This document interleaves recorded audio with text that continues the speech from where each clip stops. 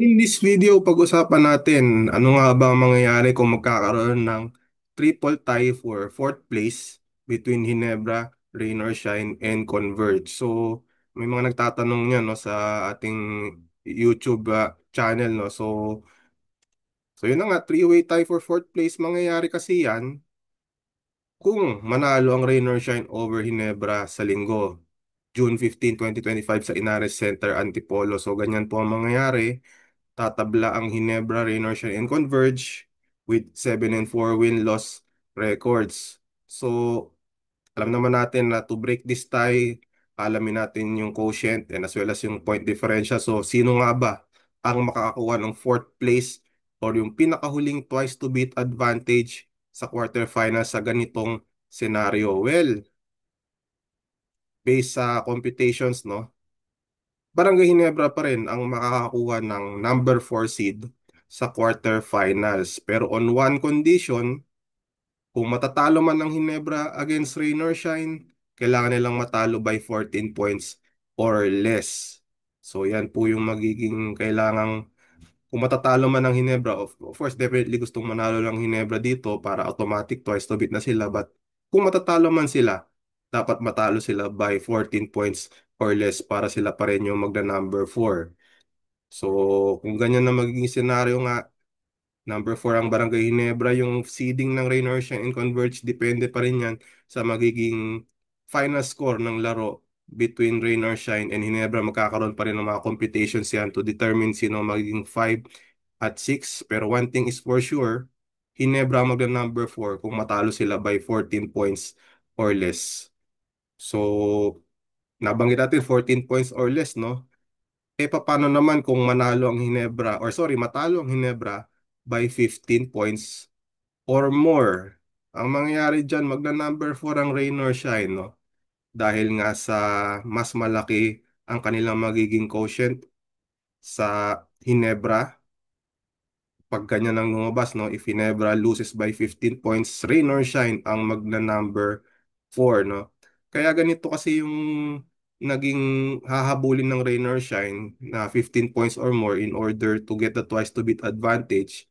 Kasi nanalo ang Hinebra over Converge by 19 points, no? Sa isang game ng May 10 sa San Fernando, Pampanga. So, kaya naging ganyan yung hahabulin ng Rain or Shine.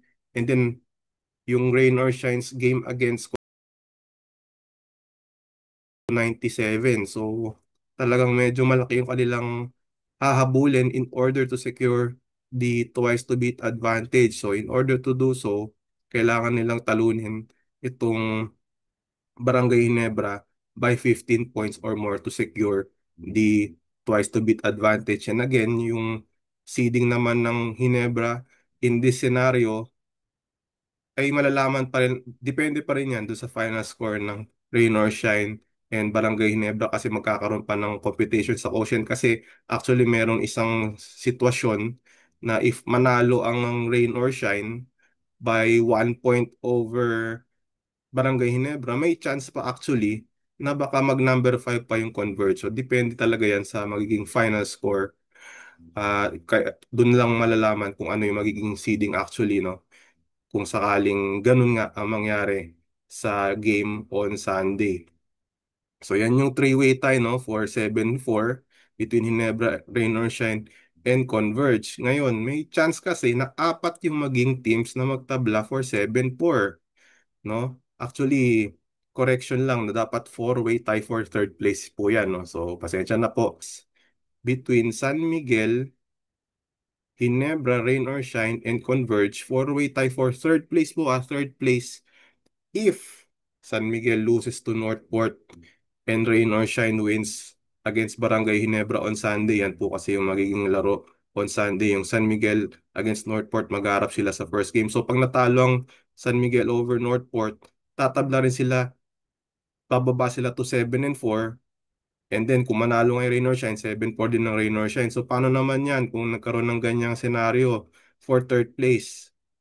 So ang mangyayari, San Miguel will still get the number 3, no, based on the quotient system plus 17 kasi yung point differential nila.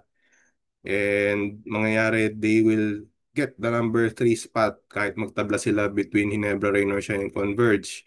Now, if nanalo naman ng Rain or Shine, pero by 13 points or less lamang, ay Barangay Ginebra pa rin yung makakakuha ng number 4 spot and a twice to beat advantage. So kanina, 14 points or less.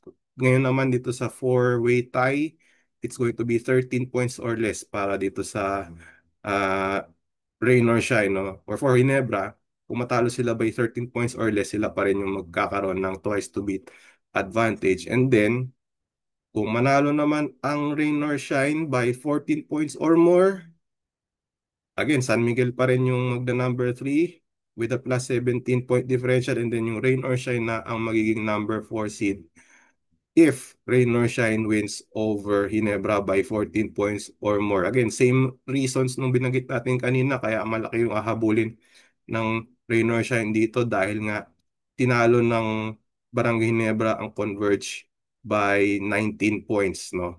So, yun pa rin yung same reason pa rin kung bakit malaki-laki pa rin yung kailangan maging panalo ng Rain or Shine dito sa para makuha yung twice to beat advantage. So, yan po yung scenario, no, for a possible three-way tie and four-way tie for 7 and 4. But of course, for San Miguel and Ginebra, para maiwasan na nila yung ganitong scenario, they must win against Northport, and ito namang Barangay Ginebra, they must win over Rain or Shine. Essentially, parang twice to beat na yung San Miguel, with regard, even if matalo sila. But again, depende pa rin yan, no? Kasi may scenario pa rin actually na baka sumatsat pa tong San Miguel to number 5, no? So, para lang for San Miguel and Ginebra, in order for them to avoid yung mga complications, they need to win their final game against separate opponents on Sunday sa Inares Center, Antipolo. So yan po, no?